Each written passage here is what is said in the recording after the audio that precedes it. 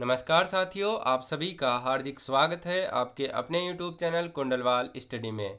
हम इस वीडियो में 6 सितंबर 2022 को आरआरबी ग्रुप डी की सभी शिफ्टों में पूछे गए जीके, जीएस और करंट अफेयर के क्वेश्चन को सोल्व करने वाले हैं।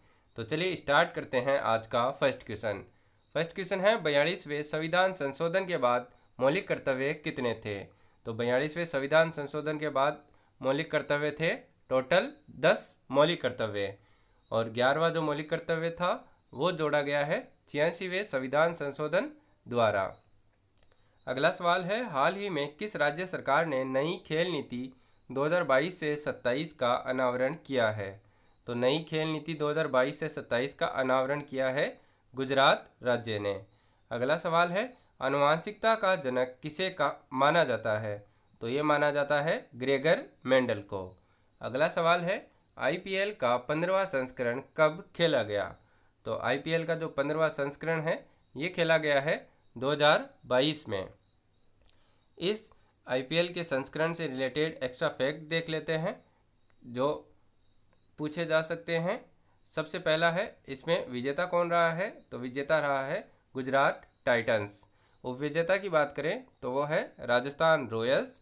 ऑरेंज कैप की बात करें तो ये है जोस बटलर को, यानी सबसे ज़्यादा रन बनाए हैं जोस बटलर ने। और पर्पल कैप की बात करें तो ये मिली है यजुवेंद्र चहल को, ये मिली है सबसे ज़्यादा विकेट लेने के लिए। और आपसे ऐसे भी पूछा जा सकता है कि इस बार के आईपीएल में 2 नई टीमें बनाई गई थी, वो कौन कौन सी हैं। तो वो है गुजरात टाइटंस और लखनऊ सुपर जायंट्स। अगला सवाल है, एक सींग वाला गेंडा किस राज्य में पाया जाता है। तो ये पाया जाता है असम में। और असम में भी कहाँ पर, असम में पाया जाता है काजीरंगा नेशनल पार्क में। अगला सवाल है, भारतीय हॉकी टीम में पीआर सीरीजेस क्या हैं। तो जो भारतीय हॉकी टीम है उसमें पीआर सीरीजेस एक गोलकीपर है। अगला सवाल है, केंद्रीय भारतीय भाषा संस्थान का मुख्यालय कहाँ पर स्थित है। तो ये स्थित है मैसूर, कर्नाटक में।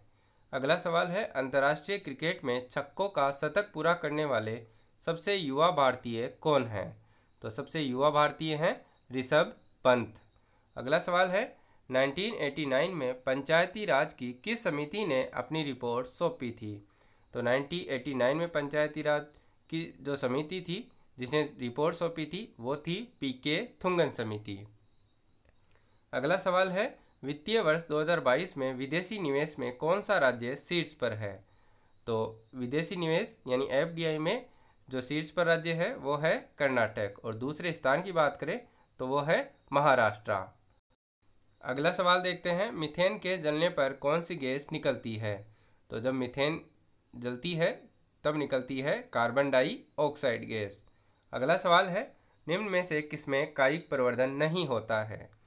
ऑप्शंस दे रखे थे आम, अंगूर, गन्ना या फिर गुलाब।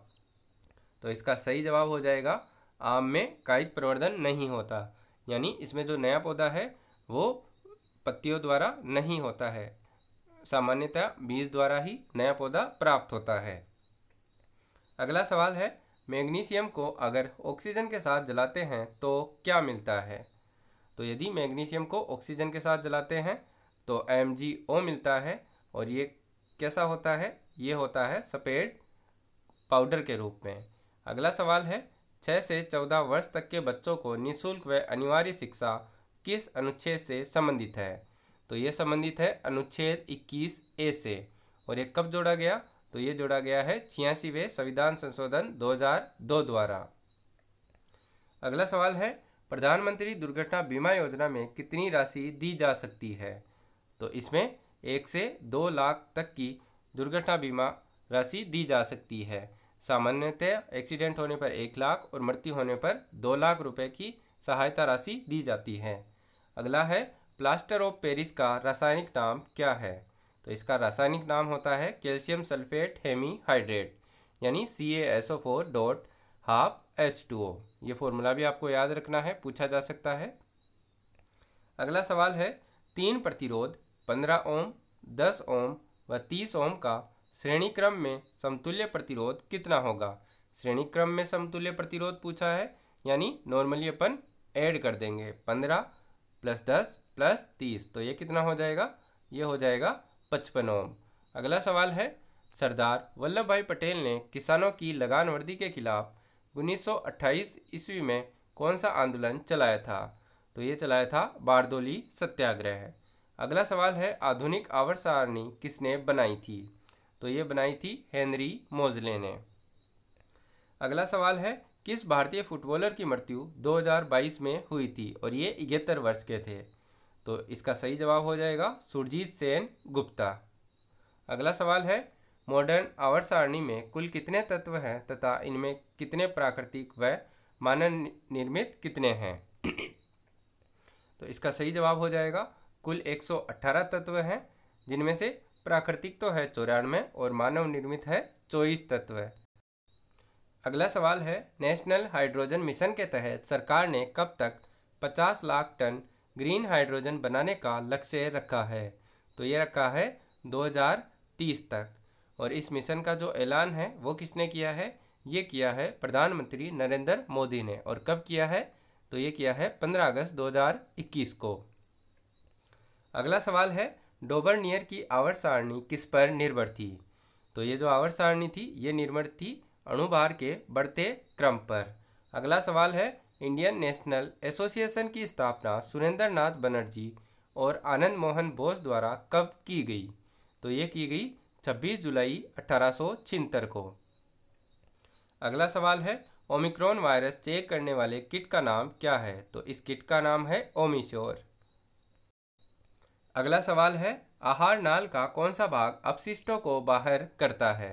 तो ये करता है गुदा द्वार। अगला है, प्रिज्म में सबसे अधिक विचलित रंग कौन सा है? तो सबसे ज़्यादा विचलन दर्शाता है बैंगनी या वोयलेट रंग। और आपसे पूछ ले सबसे कम विचलन कौन सा रंग दर्शाता है? तो उस समय अपना आंसर हो जाएगा रेड यानी लाल कलर। अगला है, किस आईआईटी के शोधकर्ताओं ने एक बायोडिग्रेडेबल नैनो पार्टिकल बनाया है? तो ये बनाया है आईआईटी कानपुर के शोधकर्ताओं ने। अगला सवाल है, प्रतिरोधकता का मात्रक क्या होता है? तो प्रतिरोधकता का मात्रक होता है ओम मीटर। अगला सवाल है, गणतंत्र दिवस पर राजपथ पर भाषण कौन देते हैं? तो इसका सही जवाब हो जाएगा राष्ट्रपति राजपथ पर गणतंत्र दिवस को भाषण देते हैं। अगला सवाल है, पंचायती राज व्यवस्था का गठन किस संविधान संशोधन के तहत हुआ है? तो ये हुआ है 73वें संविधान संशोधन 1992 के तहत। अगला सवाल है, जब वस्तु को अवतल दर्पण के C और F के बीच रखते हैं तो इसका प्रतिबिंब कहाँ बनेगा? तो इसका सही जवाब हो जाएगा C से परे बनेगा, वस्तु से बड़ा बनेगा, वास्तविक और उल्टा प्रतिबिंब बनेगा। अगला सवाल है, जल संरक्षण के लिए जिला गंगा समिति का गठन किसने किया है? तो ये किया है भारत के जल शक्ति मंत्री गजेंद्र सिंह शेखावत ने। अगला सवाल है, ग्रामीण कृषि के लिए ऋण उपलब्ध कराने वाली संस्था कौन सी है? तो ग्रामीण कृषि के लिए ऋण उपलब्ध करवाती है नाबार्ड, जिसकी फुल फॉर्म होती है national bank for agriculture and rural development. इसकी स्थापना की बात करें तो इसकी स्थापना हुई थी 12 जुलाई 1982 को और इसके वर्तमान अध्यक्ष हैं डॉक्टर GR चिंताला। अगला सवाल है, राजस्थान के नागौर से पंचायती राज व्यवस्था कब शुरू हुई थी? तो ये हुई थी 2 अक्टूबर 1959 को। अगला सवाल है, कोशिका में प्रोटीन बनाने का निर्देश कौन देता है? तो नाभिक से मैसेंजर RNA द्वारा राइबोसोम में निर्देश दिए जाते हैं, यानी जो निर्देश है वो देता है मैसेंजर RNA। अगला सवाल है, निम्न में से उपधातु कौन सी नहीं है? आपको 4 ऑप्शन दे रखे थे, उनमें से उपधातु को छांटना था। तो अपन देख लेते हैं कि उपधातुएं कौन कौन सी होती है। तो कुल 7 उपधातुएं होती हैं, वो हैं boron, silicon, germanium, arsenic, antimony, tellurium और पोलोनियम। अगला सवाल है, औषधि के रूप में किस पौधे का उपयोग किया जाता है?